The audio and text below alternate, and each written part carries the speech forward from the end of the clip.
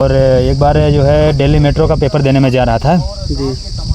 उसका एग्ज़ाम जो था नोएडा में सेक्टर 62 में था, तो घर से मेरे 1 रुपया नहीं मिला जी। मैं बिना पैसे के घर से निकलता हूँ, जाता हूँ ट्रेन में बिना टिकट जी। तो वहाँ से मैं जाता हूँ तो मुझे सुल्तानपुर में आरपीएफ वाला पकड़ लेता है जी।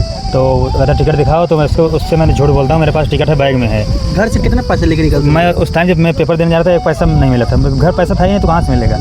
घर की स्थिति दयनीय थी, बहुत बुरी थी, तो पैसा मम्मी वगैरह से मांगा था, मिला नहीं था, तो मैं बिना पैसे के गया था। तो वहाँ पे आरपीएफ वाला सुल्तानपुर में पकड़ लिया, पता मुझे कंपनी, तो 1 हफ्ते बीत जाते हैं, अब फिर मैं कहाँ रहूँगा, तो उसके लिए मैं वहाँ पे गुजारता हूँ, कंपनी के बाहर गेट के बाहर सोता हूँ कुछ टाइम, और फिर जहाँ ट्रेनिंग सेंटर था वहाँ सोता हूँ, फिर वहाँ से गार्ड उड़ भगा देते हैं। लॉकडाउन भी सुने थे, सब लोग आ गए थे, आप लॉकडाउन में वहाँ पर कमा रहे थे अपनी जान की बाजी लगाकर। भाई देखिए, मुझे आगे बढ़ना था तो रिस्क लेना ही पड़ेगा लाइफ में। अगर आप कुछ भी करना चाह रहे हो बिना रिस्क लिए कोई महान नहीं बनता। अगर आप सोचो कि 1-1.5 साल में जो है सफलता का शॉर्टकट होता है, 1-1.5 साल में कुछ करके सफल हो जाऊँ रोड होके, तो उससे आदमी एक साल में ना 1.5 साल में सफलता का कोई शॉर्टकट नहीं होता।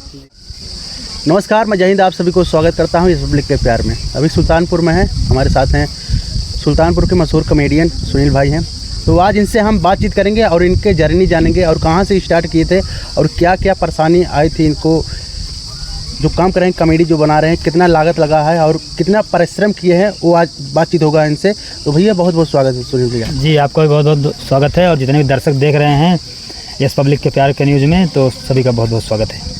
ये बताइए भैया, ये आप कॉमेडी कब से शुरू किए हैं? कॉमेडी अक्टूबर 2022 से। 2022 से। इसके पहले आप क्या करते थे? इसके पहले मैं गुड़गांव में मारुति सुजुकी कंपनी में काम करता था।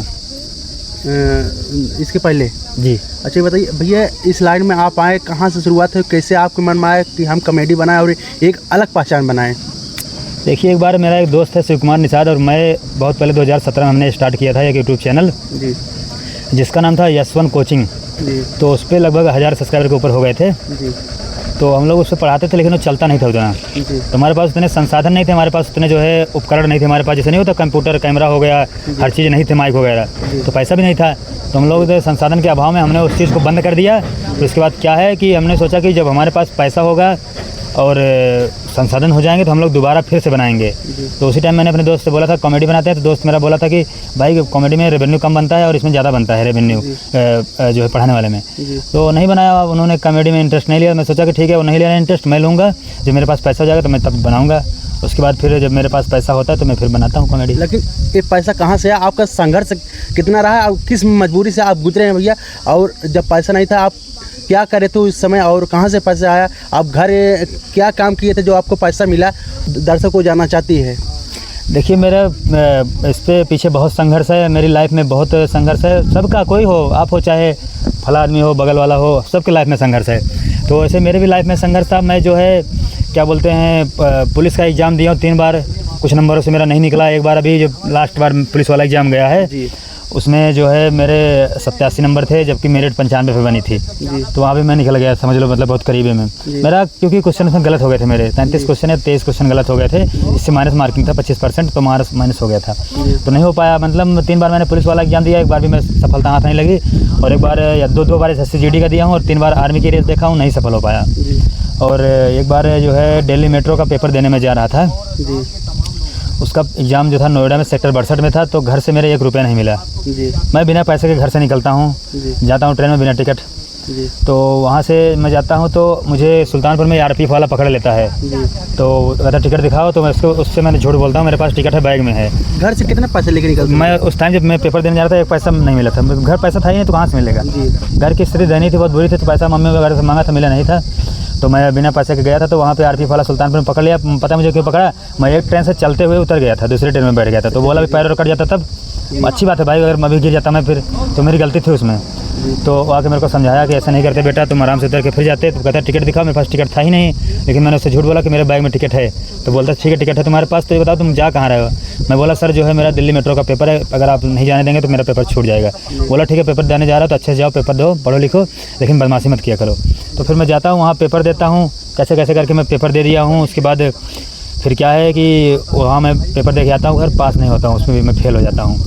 फिर मैं 14-16 की मेरी ITI थी, मेरे पास ऑलरेडी ITI थी ही। तो ITI का कैंपस लगता है जो है वहाँ MP में सतना में लगता है, बिट्स कॉलेज है, इंजीनियरिंग कॉलेज है। तो उस टाइम मैं मुंबई में था, मेरे को जब पता चलता है कि मेरा वहाँ पे एग्ज़ाम है तो मुंबई से मैं भाग के आता हूँ। तो एग्ज़ाम देता हूँ, कुछ दिन बाद मेरे पास मोबाइल में मेरा मैसेज आता है, कंग्रेचुलेसन, आपने जो है एग्ज़ाम पास कर लिया है, आपका फला तारीख को इंटरव्यू है। फिर जाता हूँ मैं इंटरव्यू देता हूँ वहाँ पे, तो फिर इंटरव्यू का भी मेरे पास मैसेज आता है कि आप इंटरव्यू पास कर लिए हैं, आपका जो मेडिकल मतलब आपका जो मेडिकल है वहाँ गुड़गांव में है, कि मतलब मारुति सुजुकी का ट्रेनिंग सेंटर है। तो वहाँ फिर मैं जाता हूँ इंटरव्यू देता हूँ अपना मेडिकल, वहाँ मेरा मेडिकल होता है, पास हो जाता हूँ मैं। फिर मेरी ज्वाइनिंग होती है, और ज्वाइनिंग में इतनी कठिनाई आती है कि मतलब कंपनी जो 1 हफ्ते के लिए रूम और खाना देती है, उसका फिर आपको अपनी व्यवस्था करनी होती है, और सैलरी 1 महीने बाद ही आएगी। और मेरे पास पैसा था नहीं, मैं जब उसमें ज्वाइनिंग करता हूँ ना, मैं घर से मेरे को 300 रुपये मिले थे, यहाँ से मैं 300 रुपये लेके जाता हूँ स्टेशन पे, मैं वहाँ गुजारा हूँ रात।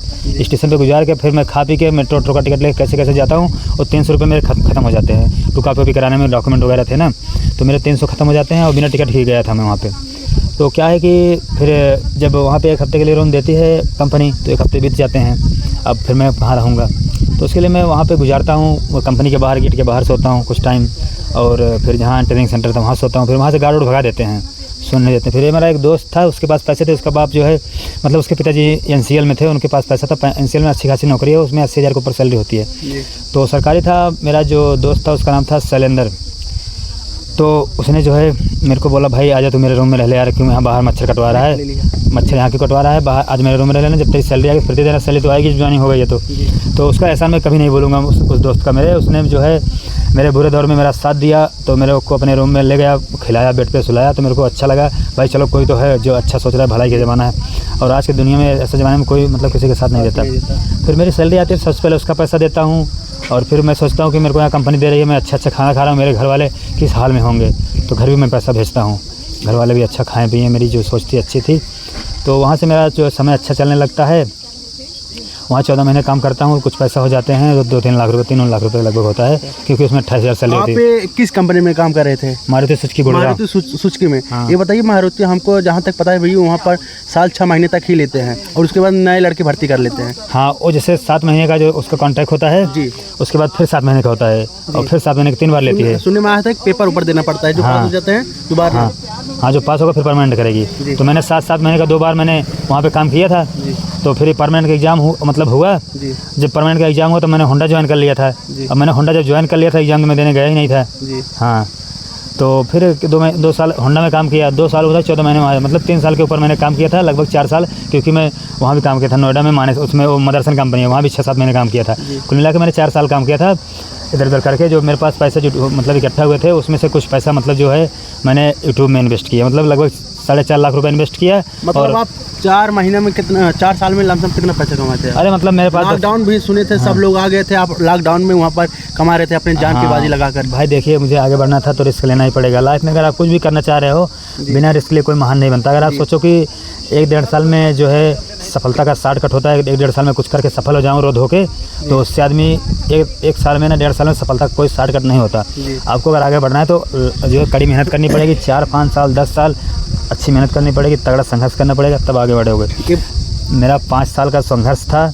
उसके बाद मेरे पास जो पैसा जुटता है कंपनी के में से, उसमें से मेरे को 10-12 लाख रुपए थे, तो उसमें से कुछ मेरा तुरंत थोड़ी सेव रहेगा। अच्छा ही बताइए भैया, आप 2020 में गए थे बाहर कंपनी में काम करने के लिए, कितने साल, 2 साल बाद आए थे? देखिए 2020 में गया मैं, पहले एक बार मैं जो है जैसे जब ITI कंप्लीट किया था तो तभी नोएडा में चला गया था। अच्छा। हाँ, नोएडा में मतलब तभी 1 साल मतलब काम किया था मैं। उसके बाद 2020 में मैं लगा, 20 हुआ, 21 हुआ, 22 हुआ, मतलब 3 साल हो गए इधर, और एक उधर 4 हो गया ना जी। तो फिर 22 में मैं शुरू करता हूँ, 22 के लास्ट में यूट्यूब शुरू करता हूँ। जैसे कंपनी से मतलब निकलता हूँ वहाँ से, वैसे यूट्यूब शुरू करता हूँ। जो आपने इतना दिन तक पैसा कमाया, 3-4 लाख रुपये आपने बताया था किसी इंटरव्यू में, 4-5 लाख रुपये हमने कमाया था, आपने घर पर एक भी रुपये नहीं दिया था, और माता पिता का रिएक्शन क्या था? आपकी प्रीत मतलब क्यों नहीं पैसे दे रहे हैं, क्या कर रहे हैं? माता पिता बोलते होंगे ना आपके मम्मी पापा?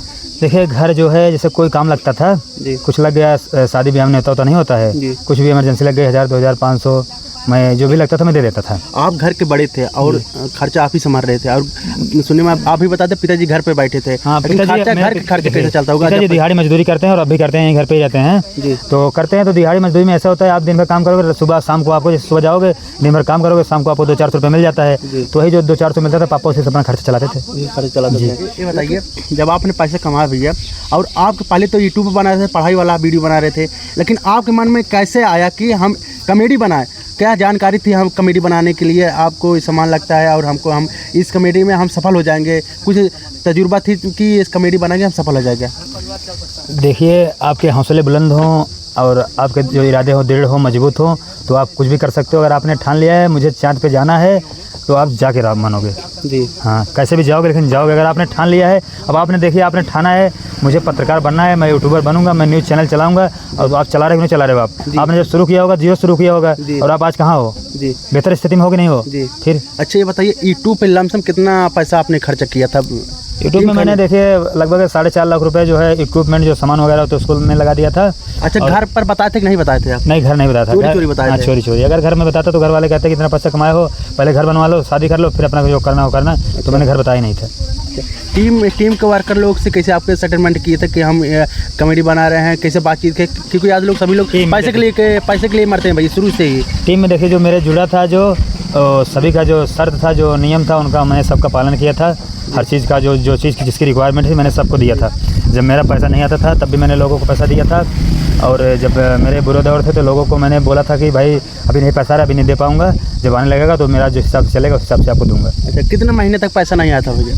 पैसा देखिए मेरा 6 महीने तक नहीं आया था, 7 महीने से आने लगा था। 7 महीने से पैसा आने लगा था, 7 महीने तक। उस दौरान आपने किसी को पेमेंट नहीं दिया था? देखिए पेमेंट मतलब जैसे होता नहीं है कि जो काम कर रहा है तो सबको खुशी थी, लोग मेरा जो है कंधे से कंधा मिला के साथ दे रहे थे, सबका सहयोग था, और सभी ने मतलब अपना जो है योगदान दिया।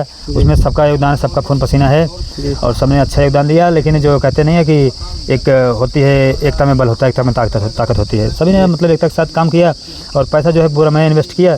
और जिसको जो आवश्यकता लगती है, जैसे किसी के पास नहीं पैसा है, उसको काम पड़ गया कि भाई मेरे को 10,000 चाहिए, मेरे को काम है 20,000 चाहिए, 30,000 चाहिए, मेरा चैनल चले ना चले, मैं दिया था।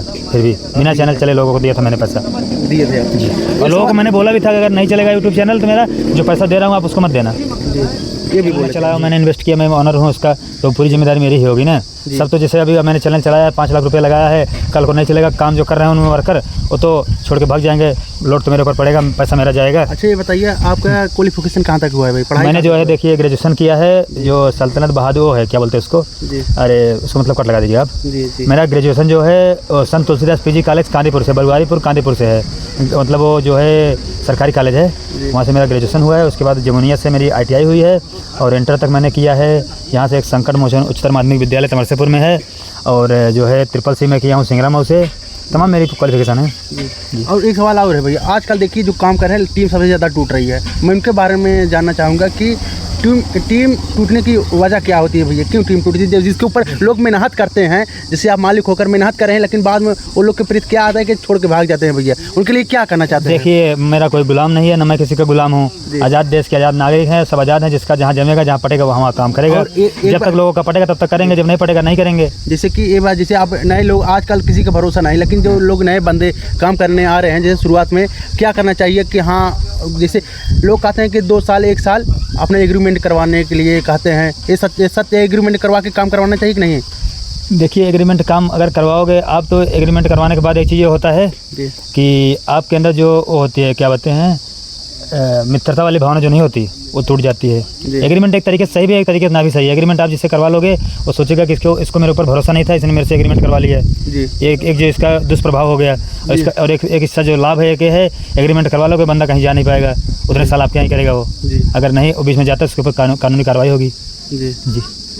तो दोस्तों ये हमारे साथ सुनील जी हैं, और अभी इनका टीम में खटपट हो गया है, लेकिन ये भी तभी किसी के नहीं बोले हैं कि हम चलो जो आता है जाएगा, कोई मतलब नहीं है, हम अपना काम करेंगे, फिर से अपना हम चैनल खड़ा करेंगे और मेहनत करेंगे। ये वही सुनील जी हैं जो घर से 300 रुपये लेकर निकले थे, आज कई लाखों का मालिक बन गए हैं। और संघर्ष इनसे सीखो, और जो किए हैं संघर्ष भाई बहुत ही अच्छा लगा इनसे मिलकर, और एक जान लो सीख मिलती है, मोटिवेशनल इनसे मिला है। तो आप लोग को क्या राय है कमेंट करके बताइए। तो दोस्तों चलिए फिर मिलते हैं एक नए वीडियो में। नमस्ते, प्रणाम।